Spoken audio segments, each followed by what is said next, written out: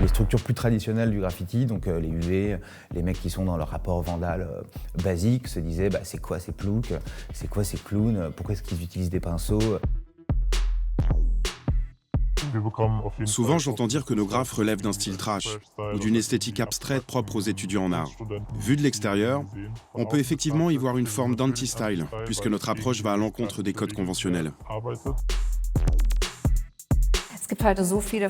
Aujourd'hui, on parle d'anti-style, d'ignorant style, de trash style ou encore de toy style. En réalité, ces termes décrivent tous un peu le même rejet du perfectionnisme et des normes établies.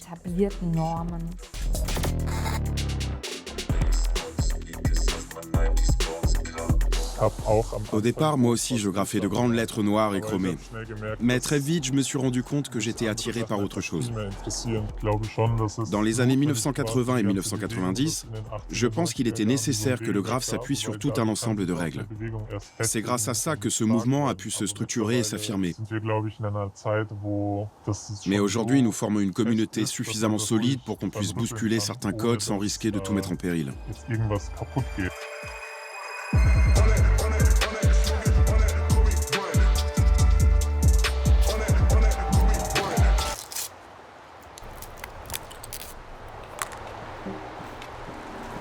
Pour moi, ça a cette idée de revenir un peu à l'enfance, de revenir à l'insouciance du geste, d'aller chercher le style dans comment mal le faire. Je m'appelle Pablo, mon nom d'artiste c'est donc Pablo Tomek et je suis artiste plasticien. Je fais de la peinture, de la sculpture, différentes choses et je travaille ici à Pouche depuis 3 ans, voilà, qui est mon atelier, donc bienvenue dans mon atelier.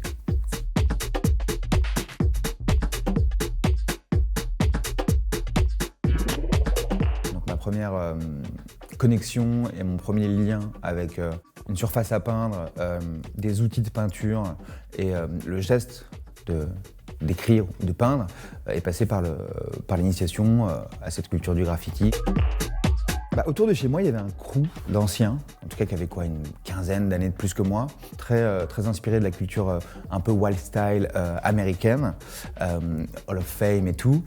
Donc moi j'étais adolescent et je trouvais que le style était hyper pointu, hyper aiguisé, hyper aérodynamique.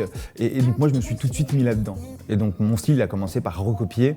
Il y a cette idée d'appropriation. Et quand tu commences par quelque chose, il faut bien que tu t'inspires de quelque chose. Et le premier geste de l'inspiration, c'est de recopier, quoi. D'abord, il y a eu ce qu'on appelle le wild style, le bubble style et d'autres styles de graffiti devenus des classiques. Ils ont été imités dans le monde entier et les jeunes graffeurs s'y formaient jusqu'à atteindre une certaine perfection technique. Aujourd'hui, quand on parle de graffiti, on pense aux prémices de ce mouvement à New York au début des années 1970. À l'époque, c'était surtout des enfants et des ados qui expérimentaient des typos un peu naïves sur des trains. Et peu à peu, des formes de lettres plus élaborées se sont développées. Je m'appelle Larissa Kikol.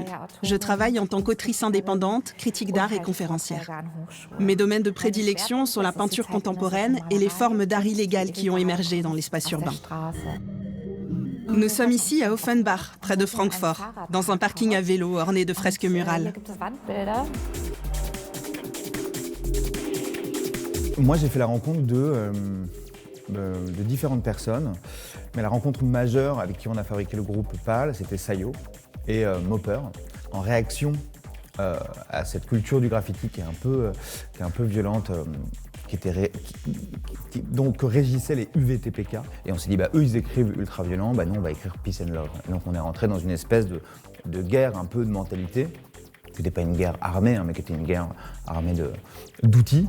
Pour essayer de contrebalancer un peu ce truc. Et c'est de là que nous est venue l'envie d'aborder une problématique du graffiti qui soit plus créative et qui soit basée sur d'autres codes esthétiques et d'autres vocabulaires. PAL, alias Peace and Love, est un collectif parisien très connu, composé de graffeurs comme Orphée, Tomek, Moza et bien d'autres. Ils ont introduit une approche très libre de la gestuelle du tag dans les rues de Paris. Malheureusement, l'un de leurs membres le plus talentueux, Sayo, est décédé très jeune dans un accident de voiture. Sayo, c'était un puriste, c'était un poète puriste, illettré, génial. qui a un peu tout fait, qui a fait du dessin, de la poésie, de la réflexion poussée, un taré du risque, un malade du risque, qui est un des gars qui a pour le coup le plus décloisonné, qui a le plus approfondi la problématique du graffiti, la réflexion sur le graffiti, la lecture du graffiti, la théorisation du graffiti, l'esthétique du graffiti. C'est le travail du tag et de la signature, qui est un truc sur lequel on a énormément travaillé. Le tag, c'est vraiment une discipline, et quand tu te mets dedans et quand tu viens chercher les questionnements sur comment taguer, comment impulser une singularité dans ton tag, ça devient un truc complètement addictif, quoi. En fait, la question de la lisibilité, elle a plus vraiment d'importance. À un moment donné, quand ton travail d'écriture, il devient tellement excentrique, il devient tellement singulier, que de toute façon, on va tout de suite reconnaître que c'est toi ou que c'est pas toi.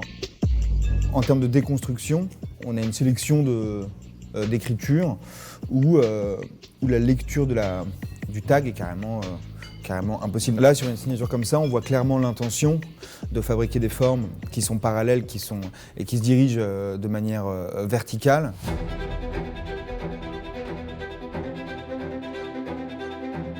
C'est vrai qu'on partageait la même expérience, on partageait la même passion. On avait quand même, on faisait des gros spots un peu, on était tous les jours, c'est hyper chronophage. Pendant 10 ans, on faisait ça tous les jours. Donc, et on se faisait repasser par les UV, puis et surtout mon pote Paul Sayo, qui lui a fabriqué une espèce de jeu avec eux, où quand il se faisait repasser, il revenait sur la peinture de l'autre en la modifiant. Il avait vraiment conceptualisé un peu l'idée du repassage.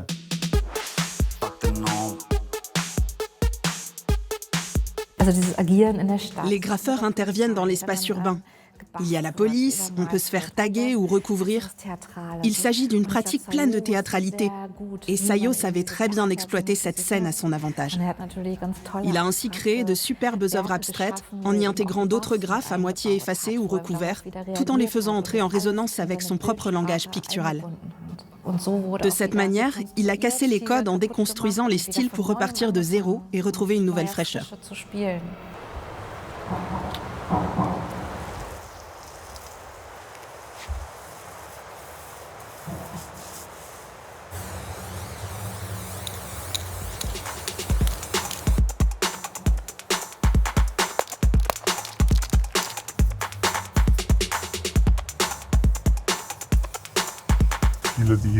Parmi les personnes qui m'ont le plus influencé, il y a bien sûr les artistes parisiens. Je pense aux membres du Pal Crew, qui dès le départ ont compris qu'on pouvait graffer différemment.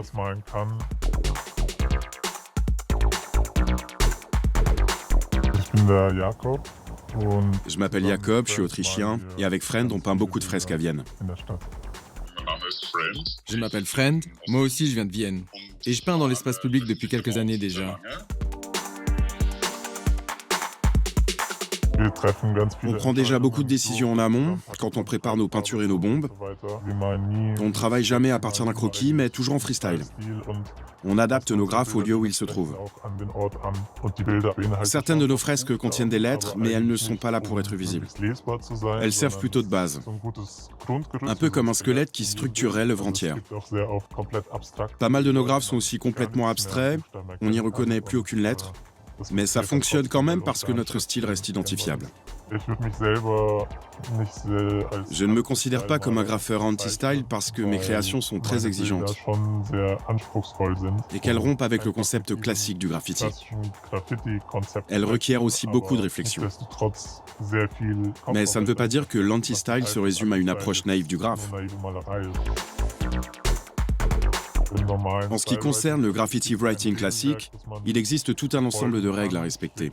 On fait par exemple des traits obliques pour obtenir le meilleur résultat possible. Et beaucoup de graffeurs s'y conforment parce que ça fonctionne. Alors pourquoi aller à l'encontre d'un système qui a fait ses preuves? Justement, c'est cette remise en question que je trouve passionnante.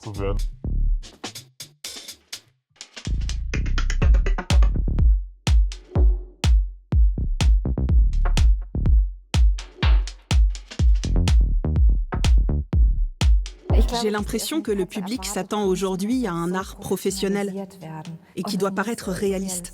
Autrement, on se fait vite traiter de gribouilleur. Alors forcément, certains graffeurs se sont opposés à cette approche.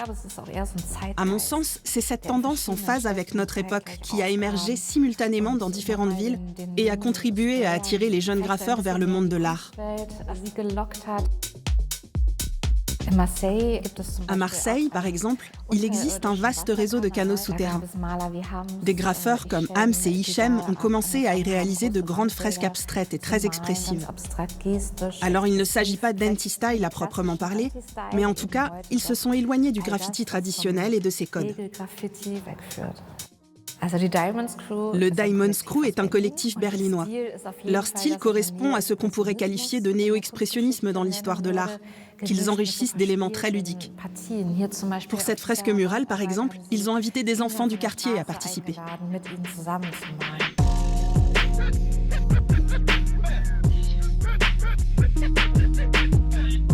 J'ai toujours plus apprécié le travail de ceux qu'on avait vus se retourner, qu'on avait vu changer de veste de côté, parce que tu sens qu'il y a un background, tu sens qu'il y a un savoir-faire, et donc du coup c'est hyper juste dans la manière de tout casser. Et quand tu débarques vraiment avec le manque de savoir-faire, ça peut aussi être hyper intéressant, mais ça devient une autre catégorie. Il y a autant de beauté dans vraiment le geste du mec qui sait pas faire, parce qu'il y a une fragilité, il y a une insouciance. Un gars comme Fusil, pour le coup, qui est rap, des UVTPK, ils ont véritablement créé ce truc où tu sais pas si c'est des enfants de 13 ans qui font 2 mètres de haut qu'on fait le graffiti, ou, tu vois, parce qu'il y a un truc vraiment ignorant, quoi. Genre, t'agis comme si tu savais pas faire, quoi. On a beaucoup reproché à Fusil de ne pas savoir graffer et de bafouer certaines conventions. Il a répondu à ses détracteurs en disant « Très bien, dans ce cas-là, je vais appeler ça de l'ignorant style ». Ce phénomène n'est pas nouveau dans l'histoire de l'art. On a dénommé l'impressionnisme, par exemple, à partir d'un terme péjoratif qui avait été utilisé par un critique d'art pour ridiculiser les tableaux de ce mouvement artistique majeur du XIXe siècle.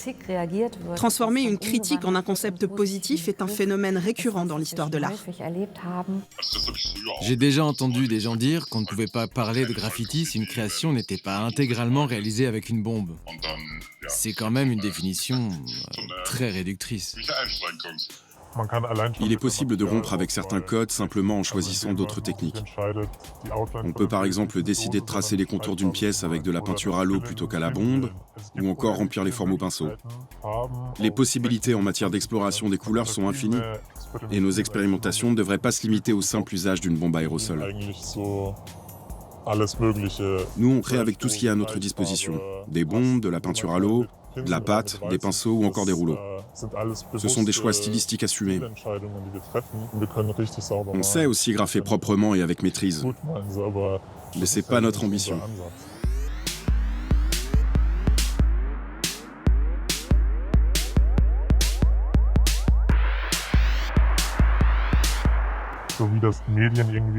Les médias ont contribué à créer cette image de jeunes désœuvrés, uniquement motivés par la destruction et le vandalisme. Ça crée automatiquement une certaine distance avec le public. Mais quand on rencontre les personnes qui ont réalisé ces graphes, on se rend compte qu'il s'agit en réalité de gens tout à fait normaux et d'artistes qui travaillent de manière créative. Il ne s'agit pas de dire ce qu'on a le droit de faire ou pas, mais plutôt de refuser ce dogme qui impose à quoi un graffiti devrait ressembler. Et c'est à ce moment-là qu'on pourra s'affranchir de ces conventions. Et d'ailleurs, le milieu du graphe traditionnel véhicule aussi des idéaux de masculinité passéiste. On veut toujours montrer qui est le meilleur et le plus fort.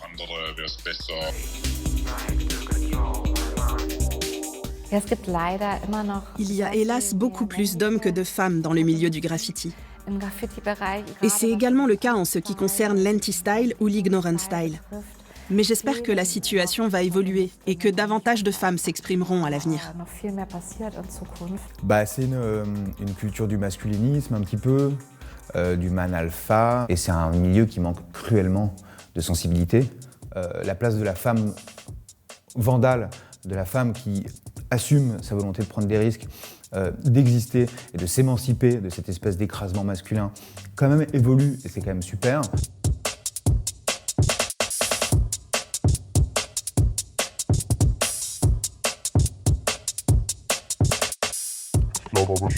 Je pense qu'à un moment donné, le mouvement anti-style sera tellement établi qu'une nouvelle rupture finira par émerger.